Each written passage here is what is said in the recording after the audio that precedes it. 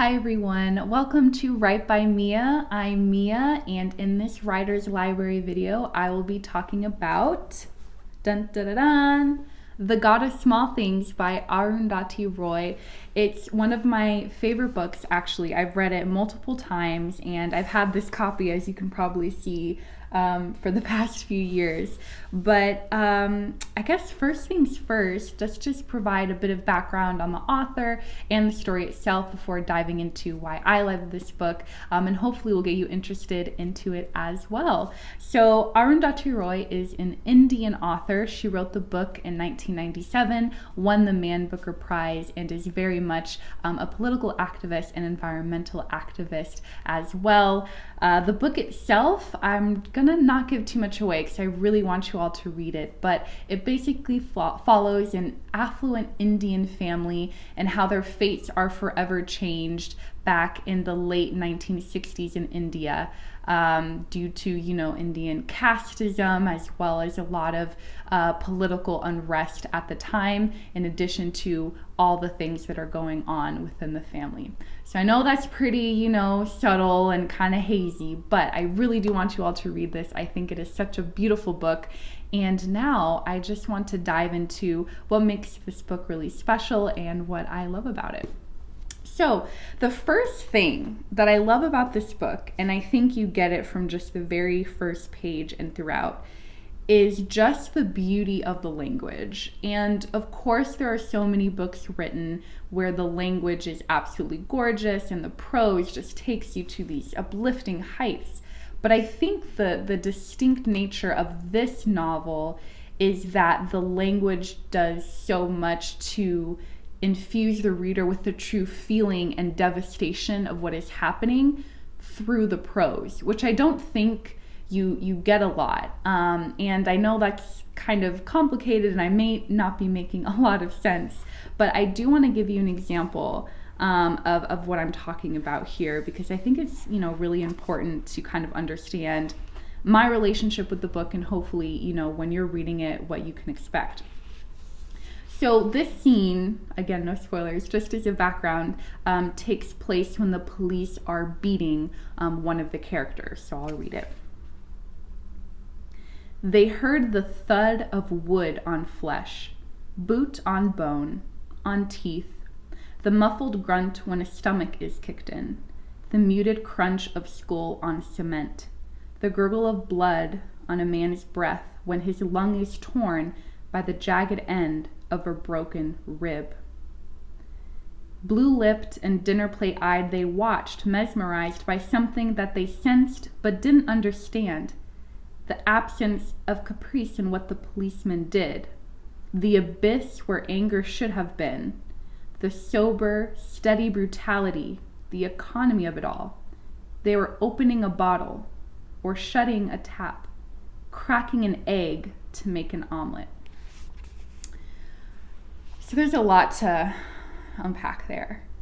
I think for me, what is so striking and devastating about this scene and just the language in general is how objective and sort of clinical it is. You feel as if you're taking a step back and watching the scene objectively, but at the same time you're so intimately close to it that you feel how devastating and painful it is at the same time because of how the prose is structured, if that makes sense. So it's very simple, as you read it, you're like, okay, she's literally just listing the things that are happening as they're brutally beating this character. And then at the same time, she also kind of juxtaposes it or compares it to something simple, like breaking an omelet. And I think because of that, you just feel this just inner pain that they would take someone's life like that, like so casually, that it's compared to something every day. And I think there's a lot of moments in the book where that happens, where there's a brutality happening, or something just really jarring and difficult to, understand emotionally or process emotionally, that is rendered even more devastating or more emotionally impactful by sort of the objective or clinical nature of the prose and sort of the beauty of the prose. And I think for me, what I take great pride in my writing is, the ability to make people feel things while reading, but, not make it super obvious. And I think Arundhati Roy is just a master at this. So that is probably one of my, biggest reasons for, loving and reading this novel, is how the writing can affect so much emotional sort of reaction, due to its beauty and due to just how well she is able to use it to kind of bring forth all the devastation that is going on. So number one is the beauty of the prose and what it can elicit in the reader. Number two, and this is more of a broader point, and I think, what great novels are made of is just understanding the weight of history. A lot of the book takes place in the late 1960s in India, which I don't know a lot about. And for me, I was able to both learn and be emotionally impacted by what was happening, even though I really had no prior, understanding or relationship with what was happening. And you can just feel the weight of history pressing upon these characters through, societal demands, what their family is asking of them, what their caste is asking of them. And I think it's very powerful for people who may not have a fully in-depth understanding of, India's, society at the time or politics at the time, but you get a very intimate emotional picture of what that would look like. And again, I'll be reading a lot because I just love her language, but I think there's a great example of this on, kind of near the beginning of the novel, when one of the family members is just thinking about history and how it's impacting her and her family. Rahel learned how history negotiates its terms and collects its dues from those who break its laws. They heard its sickening thud. They smelled its smell and never forgot it. History's smell, like old roses on a breeze. And the reason I love kind of this passage so much is because one is at the beginning of the novel. So already you feel history as sort of this personified force that is definitely going to take shape and shape the characters' lives and, really devastate them with its consequences.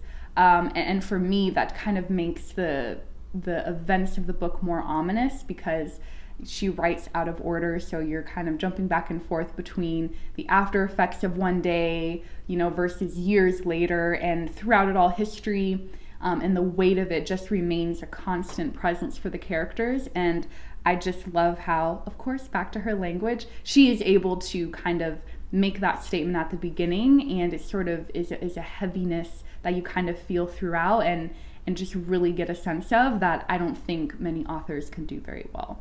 So that's the second reason, is the weight of history, how she sort of portrays it and brings it to life for this family so that you really feel that emotional, poignant impact, even if you have no knowledge of Indian history or, what these characters were going through societally. Last but not least, I think just the other reason I love this book, I'm definitely fangirling, is that there are so many moments in here reminding us of what it means to be human. And this just goes to the broader point of why I love books in general, is you remind yourself of the things that make us human and the things that bind us together as a people. And I think there are so many moments in this book which makes the events that much more devastating, and that she really gets at the humanness of the relationships, of the love that these characters share, so that you're even more struck by what happens. So this is a moment when two characters in the book are kind of recognizing a flame or some sort of kind of romantic or sexual tension between them. But the way she kind of words it and does it is just so beautiful and kind of reminds us of what makes us human and what makes us want to love in the first place.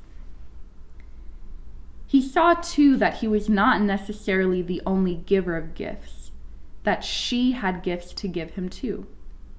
This knowing slid into him cleanly, like the sharp edge of a knife, cold and hot at once. It only took a moment.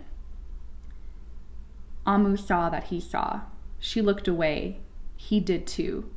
History's fiends returned to claim them, to rewrap them in its old, scarred pelt and drag them back to where they really lived, where the love laws laid down who should be loved, and how much.